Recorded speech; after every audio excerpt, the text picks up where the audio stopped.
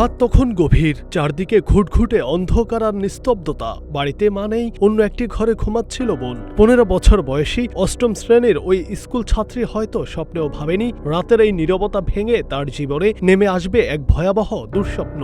মধ্যরাতে হঠাৎ জানালা ভাঙার শব্দ।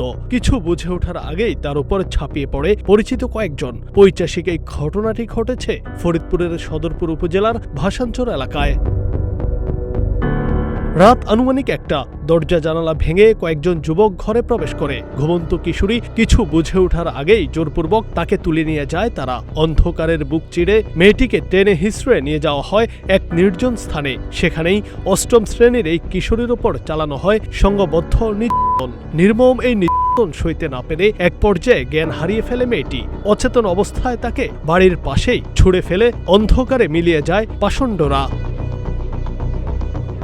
এরপর মেয়েটিকে পড়ে থাকতে দেখে আতকে ওঠেন প্রতিবেশীরা। দ্রুত তাকে উদ্ধার করে নিয়ে যাওয়া হয় সদরপুর উপজেলা স্বাস্থ্য কমপ্লেক্সে, কিন্তু সেখানে অবস্থার উন্নতি না হওয়ায় শুক্রবার দুপুরে উন্নত চিকিৎসার জন্য তাকে ফরিদপুর মেডিকেল কলেজ হাসপাতালের ওয়ান স্টপ ক্রাইসিস সেন্টারে স্থানান্তর করা হয়। বর্তমানে সেখানেই চিকিৎসাধীন রয়েছে মেয়েটি।